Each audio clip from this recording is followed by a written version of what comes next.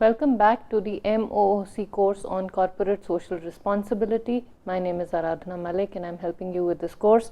And in the previous lecture, we were discussing the evolution of CSR. Now, in this lecture, we will continue with that discussion. So, in the previous lecture, we had stopped at a point where we were discussing how the concept of corporate social performance came into being. So, from an ideological philosophy called corporate social responsibility, everybody is talking about giving back to the society. People actually started talking about giving back to the society, and people talked in terms of performance. Okay. Now, in 1973, Keith Davis, who had initially proposed the iron law of responsibility, then said that it is the firm's obligation to evaluate in its decision making process the effects of its decisions on the external social system in a manner that will accomplish social benefits along with the traditional economic gains which the firm seeks. So, it is moving beyond the law, and he said that corporate social responsibility does not only need to be, it is not only the law, it is moving beyond the law.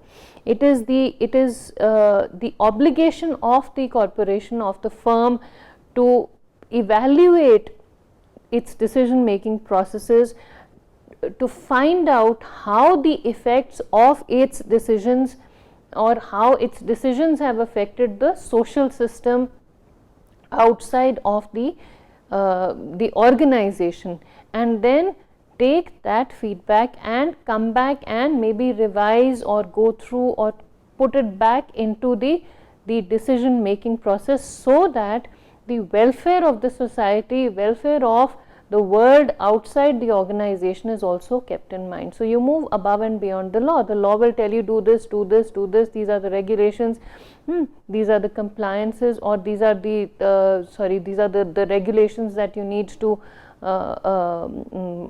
fulfill and or abide by. But then it is moving beyond the law. It's actively going into the system and finding out how our decisions are affecting the world around the organization. 1973, lbertparket suggested that CSR was nothing but good neighborliness.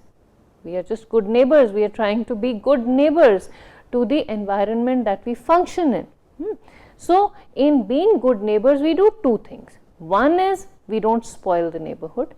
Two, the voluntary assumption of the obligation to help solve neighborhood problems. So, one, we keep the neighborhood nice and clean and free of problems as far as possible, and then we voluntarily assume an obligation. We think it is our duty, we assume it as our duty to help solve the problems of the neighborhood that we live in. So, we are not in silos, we actually go out and make friends with our neighbors, find out what their problems are, go into the society and help solve the problems that they are facing, and that will then help us become good neighbors. And that is what corporate social responsibility is, and this sounds very appealing, doesn't it?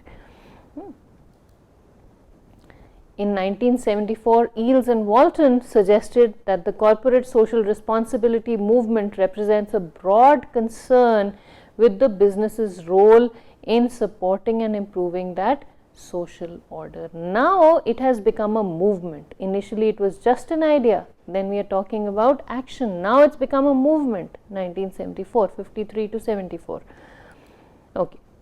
In 1975, Professor Prakash Sethi wrote a seminal paper in which he proposed that social obligation is corporate behavior in response to market forces or legal constraints. Again, something external is forcing us to do certain things in a certain way. This is social obligation.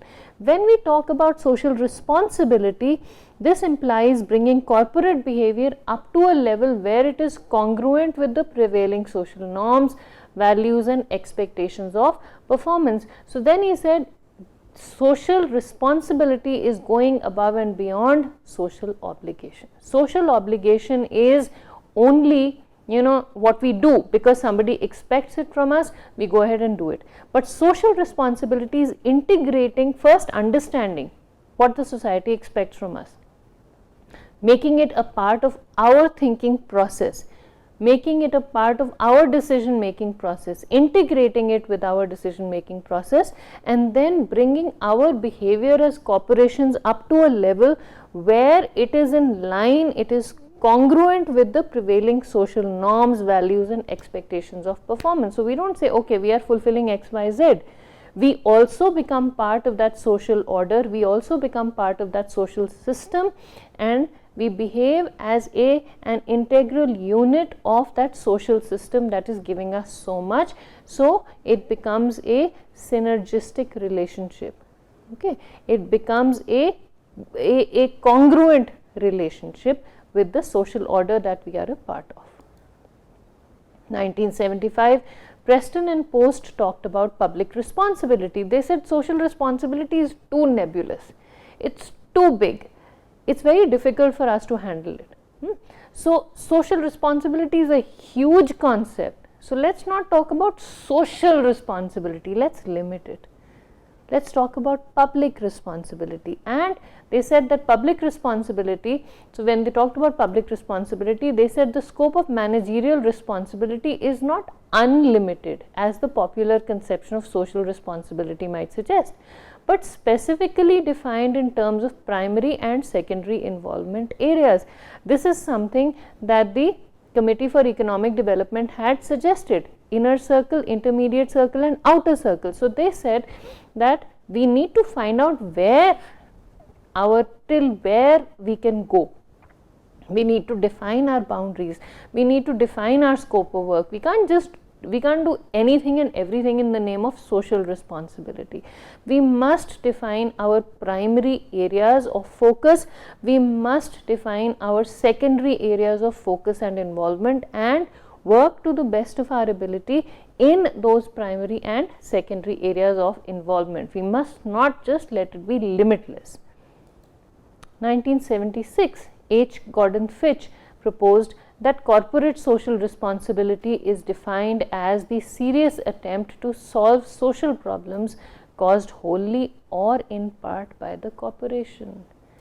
Now we are getting somewhere. He said we must take responsibility for our actions. We must know how our organization is affecting the world around it, and we must take responsibility for our actions. We must undo the damage we may have done accidentally to the environment. So it is a serious attempt to solve social problems caused wholly or in part by the corporation. If we have caused it, we must fix it. 1979, Abbott and Monson then designed the social involvement disclosure scale, and we'll talk more about it when we talk about the measurement of CSR. And this scale contained 28 issues categorized under environment, equal opportunity, personnel, community involvement, products and other or miscellaneous. And this was measured by the number of times these things were mentioned, but at least somebody came up with an attempt to find out, to quantify the CSR activities. This happened in 1979, very, very important landmark. And after that, this whole idea of evaluating our actions then started. Okay, 1979, Professor Carroll revised his definition, and he said for managers to engage in corporate social performance, they need to have a basic definition of CSR. They need to know what they're talking about. They also need to have an understanding or enumeration of the issues for which a social responsibility existed, or in modern terms, stakeholders to whom the firm had a responsibility, relationship or dependency. So they must know what they are dealing with, what they need to do, to whom they are responsible, and a specification of the philosophy of responsiveness to the issues. Who are we talking about? What are we talking about? And to what extent can we help them? So a specification of the responsiveness to these issues. What are the issues that we are talking about? What is corporate social responsibility? Who are we responsible to, and how much, what is the extent of our responsibility? That is responsiveness. How much can we do? How much should we do? How much is expected? So again, with the measurement and with this whole focus on specifying the ambit of corporate social responsibility, Professor Carroll then revised what he had said earlier. 1980, Thomas Jones came up with proposed that CSR is a process, not an outcome. Now we are not talking about the actual action. We are talking about corporate social responsibility as a way of life. It's a process. CSR, when engaged in as a process of decision making, should constitute corporate socially responsible behavior by the corporation. So we must do it day in and day out. We must have processes. We must, it should reflect in the way we do things. It is not only an outcome. We have profits, we go and take a percentage of those profits and we dump them somewhere else. No, it must be a way of life for us. And that is what Thomas Jones suggested, that it has to be reflected in our behavior. In 1983, Strand proposed the systems paradigm of organizational social responsibility, responsiveness and responses. So, and we will discuss it when we talk about the measurement of CSR. I'll just tell you briefly what this is. A discussion of this model will take up a long time. So, his model suggested or described how social policies and activities within the organization are affected by the organization and the outer environment, and in turn affect the activities within and outside the environment. I have the paper here, but I don't think I can show it to you, so I'll just read it. So I request the camera people to not focus on this. Please don't show the paper.